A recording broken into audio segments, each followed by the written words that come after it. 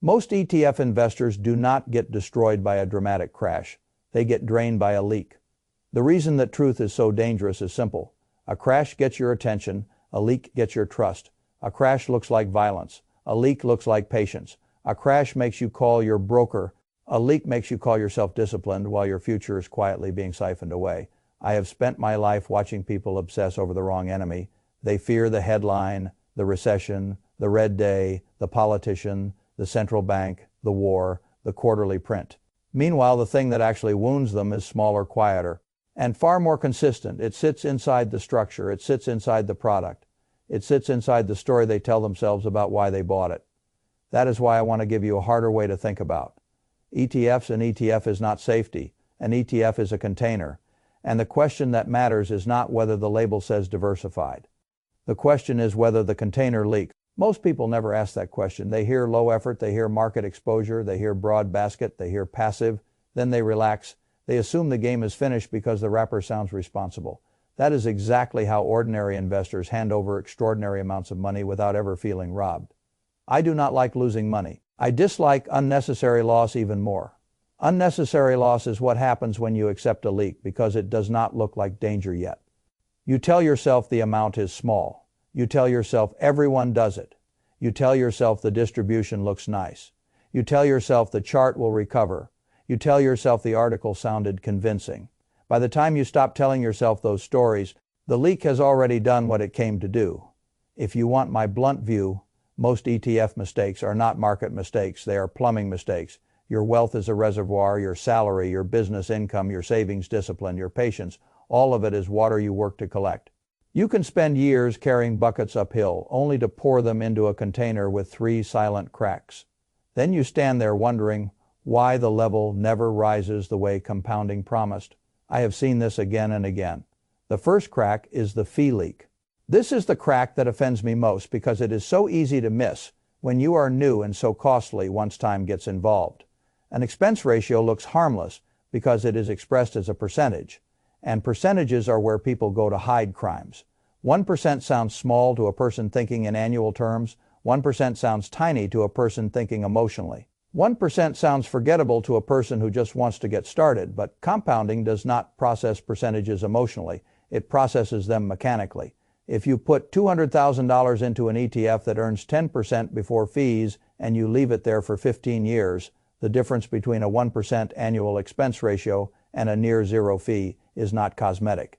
In the source document, the example shows the 1% fund finishing around $730,000, while a similar low-fee fund ends closer to $835,000. The difference is roughly $100,000, and none of that gap came from better timing, better forecasting, or higher brilliance. It came from one silent crack in the container. Fayfalecite Fayturn 51 file 0 Fay read that again in plain English. You did the saving, you took the risk. You gave the market the years, and the leak took 6 figures. That is not a rounding error. That is not trivia. That is not the price of convenience. That is a transfer. It is a transfer from the patient to the structure, from the owner to the manager, from your future freedom to someone else's annual revenue line. What makes this more brutal is that the theft never feels dramatic. No alarm goes off, no one calls you, no one says you just lost $100,000 because you did not inspect one line item. The fee is simply shaved off quietly, repeatedly. Respectably, the leak is dressed in professional language, so you do not call it what it is. This is why beginners are so vulnerable. They do not yet understand that in the first stage of wealth building, your most precious asset is not brilliance. It is retained compounding. At the beginning, you are not rich enough to waste even small percentages. A millionaire can survive carelessness longer than a worker trying to build the first reservoir, but an ordinary person who leaks 1% here, another 0.5% there, another tax drag somewhere else, can spend a decade behaving correctly and still wonder why life does not feel different. The industry counts on your inability to feel long-term subtraction. That is the whole game. If I hand you a flashy fund, a theme you recognize, a story you can repeat at dinner, and a fee you can barely notice, I have already beaten you unless you force yourself to think like an allocator instead of a consumer. A consumer asks, what sounds promising? An allocator asks, what stays with me? That is the first shift. Not what looks smart, what stays with me. Now let me show you the second crack, because this is where many people think they are becoming more sophisticated when they are actually becoming more vulnerable. I call this the yield leak. This one is psychological. It is emotional, it flatters you, it gives you the feeling of progress before it gives you the reality of progress. That is why it traps so many people. A dividend payment feels good, I understand why. Cash lands in the account, you feel movement, you feel validation, you feel like your capital is finally speaking to you. The problem is that many investors stop the analysis right there. They become loyal to the sensation of being paid. They stop asking what is happening to the asset itself. That is how yield turns into bait. The source document gives two useful examples. JNK offered a yield around 6.5% and HIG around 5.7%. But when you zoomed out, both had ugly long-term capital outcomes, with JNK down more than 30% since inception and HIG down roughly 23% over its lifetime. You could collect income and still watch the asset base deteriorate underneath you. That is not wealth. That is anesthetic. Phaephilosite, Phaeturn 51, file 0, Phay. A lot of people hear 6% yield and imagine a tree bearing fruit. I hear 6% yield and ask whether the roots are sick. Because sometimes the yield is not evidence of strength, sometimes it is compensation for weakness, sometimes it is a distress flare, sometimes it is the market telling you these underlying assets are slower, more indebted, more rate sensitive, more fragile, more boxed in than you want to admit. But because the cash arrives quarterly, people forgive the damage. This is one of the most expensive emotional substitutions in investing. Income is not automatically progress. Cash flow is not automatically health. A distribution is not automatically a win.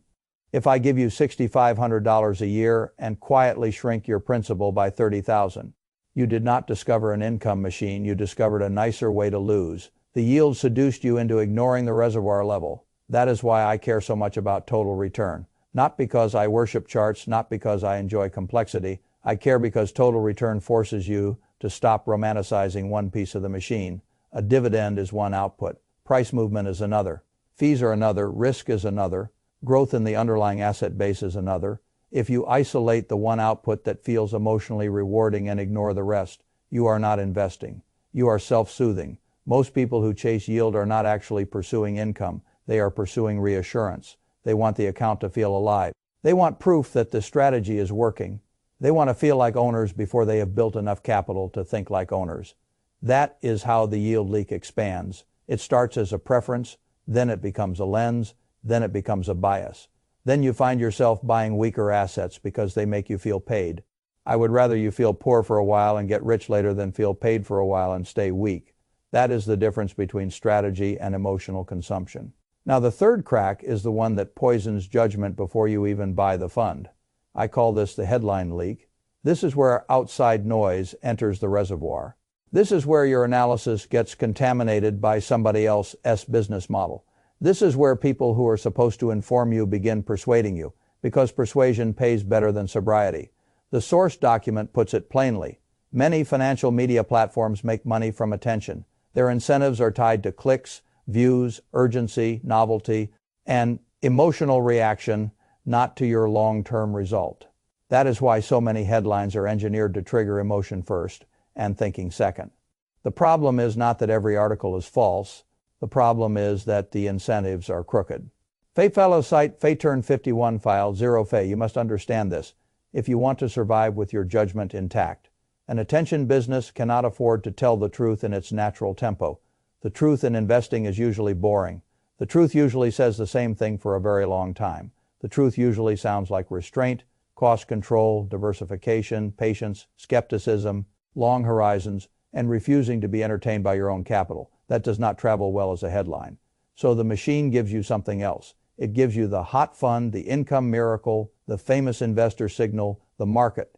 Nobody understands yet. The triple in waiting. The once-in-a-decade setup that appears every 7 days. You are not reading analysis. You are standing in a casino lobby being offered a story that flatters your impatience. And that matters because once the headline leak opens, the other two cracks become easier to sell to you. A persuasive headline can make a 1% fee sound worth it. A persuasive headline can make a double-digit yield sound intelligent. A persuasive headline can make fragility look like opportunity. That is why these cracks travel together. The headline gets you in, the yield keeps you warm, the fee drains you slowly. That is not a portfolio, that is a trap. When I was young, I learned that one of the rarest disciplines in capital allocation is the ability to separate information from instruction. I read plenty, I listen plenty, I study plenty, but I do not outsource judgment to the people who make money from my excitement. I use data as input, I do not use marketing as permission. If you want a low cortisol financial life, you must get very serious about this distinction. Input is a number, instruction is a story. Input tells you the expense ratio. Instruction tells you why the fee should not matter this time. Input tells you the long-term price record. Instruction tells you to focus on the yield. Input tells you what the fund owns. Instruction tells you what kind of person you become if you own it. That last part is where people really get captured. They do not just buy a fund, they buy a self-image, the smart income investor, the contrarian, the sophisticated allocator, the early adopter, the insider who sees what others do not. This is why ordinary people lose to simple products in complicated ways. Their biggest leaks are rarely arithmetic at the beginning. They are identity leaks. Once you need an investment to make you feel clever, you stop inspecting the container. You start defending it. I have no interest in investments that require me to suspend elementary skepticism. If I cannot explain in plain language what I own, what it costs, why it pays me, what can hurt it, and why I am being compensated, I am not investing. I am volunteering to become inventory in someone else's sales process. You should adopt the same standard. If you remember nothing else from me, remember this. A good ETF does not need a dramatic story. A good ETF needs clean plumbing. That means the fee is not quietly stealing the compounding. That means the distribution is not distracting you from capital decay. That means the thesis does not depend on headlines keeping you emotionally aroused. That means the container is doing its job, holding value, transferring market exposure, staying out of the way. I am not saying every low-fee ETF is automatically good. I am saying a high-fee ETF must clear a much higher burden of proof because it begins life already leaking. I am not saying every dividend ETF is bad. I am saying a dividend is not a substitute for asset quality, growth, resilience, or common sense. I am not saying every article is manipulation. I am saying you should never forget whose incentives are paying for the headline. That is the system shift most people never make. They move from product shopping to structural inspection. Once you make that shift, investing gets less exciting and more profitable. You start asking harder questions. What does this fund actually cost me every single year? What does it actually own? Has the asset base grown over a long stretch or just produced attractive distributions? What happens to this thing when rates rise, credit tightens, margins compress, or sentiment shifts? Is the yield a reward or is it a warning label dressed as cash flow? Would I still buy this if no article had ever mentioned it? That last question is one of my favorites because it strips away social proof. If the answer is no, then you are not responding to the economics. You are responding to the packaging. And packaging is where small investors get butchered. They get sold simplicity wrapped around hidden friction. They get sold income wrapped around deterioration. They get sold excitement wrapped around somebody else's monetization model. Then they wonder why the broad promise of compounding feels so much smaller in real life than it did on paper. The answer is almost never mysterious. The reservoir leaked. Now let me make this even more personal. If you are an ordinary worker, you do not have infinite excess capital. You do not have a sovereign balance sheet. You do not have a family office smoothing your mistakes. Your investing life is built out of effort converted into surplus. Every contribution represents hours you cannot get back. That is why I want you to feel almost offended by avoidable leaks. When you waste 1% of annual return, you are not wasting a statistic. You are wasting evenings. You are wasting commutes. You are wasting years of discipline. You are wasting the margin that was supposed to purchase refusal power later. And refusal power is what wealth is for. Wealth is not for looking rich. It is not for checking the account like a lab rat hitting a dopamine button. It is not for telling your friends you own something clever. Wealth is for control over your time, control over your choices, control over which humiliations you can refuse. If you forget that, then you become vulnerable to every instrument that pays you in sensation and charges you in freedom. That is why I prefer quiet products and loud thinking. I prefer a boring container with disciplined inspection over an exciting container with hidden cracks. I prefer less financial entertainment and more retained compounding. I prefer lower fees, cleaner exposures, and skepticism that survives good marketing. I prefer the kind of investing that feels almost disappointingly simple in the moment and shockingly powerful 10 or 20 years later. That is how my mind works. Not because I enjoy austerity for its own sake, because the arithmetic eventually humiliates everyone who treats investing like theater, and it quietly rewards the person who seals the leaks. So here is the personal test. Open your portfolio, not tomorrow, not after another article, not after the next paycheck. Now, look at each ETF as if you were inspecting a water tank before a drought. Where is the fee leak? Where is the yield leak? Where is the headline leak? Which position did you buy because the economics were clean? And which one did you buy because it made you feel informed, paid, or ahead of the crowd? Which fund is helping you build ownership? Which fund is helping somebody else build a business off your attention? Do not tell yourself comforting stories. Do not tell yourself it is close enough. Do not tell yourself small drags do not matter. Small drags are the whole game when the horizon is long. That is the brutality of compounding. It magnifies discipline. It magnifies sloppiness. It magnifies structure. It magnifies leaks. You do not need a heroic portfolio. You need a sealed one, because the future rarely belongs to the person who found the most exciting product. It belongs to the person who kept more of what the market was willing to give. Let me give you another way to see it. Imagine two workers. The first worker earns a salary, pays the bills, puts money into a flashy ETF because a headline made it feel intelligent, smiles when the quarterly distribution lands, and never notices that the fee, the asset weakness, and the story addiction are quietly diluting his future. He feels engaged, he feels current, he feels like he participates in the market conversation. The second worker earns a salary, studies less content, asks more boring questions, uses simpler funds, pays much less to hold them, and cares more about what compounds than about what entertains. He often feels behind because nothing about his strategy sounds exciting at a party. But year after year, more of the market's return actually remains inside his reservoir. One of these people is consuming finance. The other is using finance. That difference will eventually show up in who has options and who still needs permission. This is why I push so hard against financial drama. Drama is a tax on judgment. It shortens your horizon. It makes you confuse activity with progress. It makes you feel late when you are not late, smart when you are not smart, and paid when you are not actually ahead. It is the perfect environment for leaks because emotional people stop measuring carefully. And careful measurement is what freedom is built on. If you earn an ordinary income, you do not get many great financial decisions in a year. Maybe you automate contributions, maybe you increase savings, maybe you consolidate accounts, maybe you choose the right broad exposure and leave it alone. That is not glamorous. But it is how working people cross from dependence to independence, not by collecting stories, by removing friction. I have always believed that intelligence in money is less about prediction and more about filtration. Can you filter out products that are expensive for no good reason?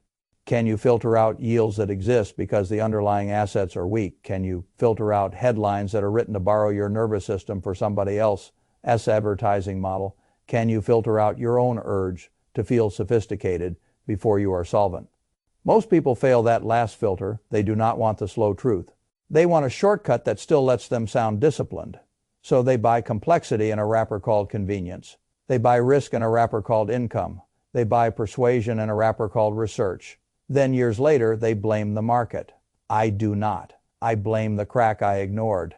There is also a dignity issue here that nobody talks about enough. When you stop tolerating leaks, you stop behaving like a captive customer, you start behaving like an owner of your own life, you become much harder to sell to, you become less responsive to urgency, less vulnerable to status language, less willing to pay for narratives, less eager to turn your portfolio into a personality. That is a major financial advantage because the world is full of people trying to monetize your impatience. The less excitable you become, the more compounding you keep. That is not a slogan. That is an operating advantage. So, when I say inspect the container, I mean something larger than comparing ticker symbols. I mean train your character to prefer clear economics over emotional stimulation. Train your eye to notice where money exits the system. Train your mind to ask who benefits when you feel rushed, flattered, or soothed. Train yourself to become almost boring in the moments where the sales machine wants you emotional. That is how you seal leaks before they become biographies. That is the door in front of you. You can keep buying containers that flatter your impulses and wonder why freedom keeps arriving smaller than advertised. Or you can become the kind of allocator who inspects every crack before he pours another hard-earned dollar into the tank. One path gives you stimulation now and excuses later. The other gives you boredom now and control later. Choose carefully. Leaks are patient, but so am I.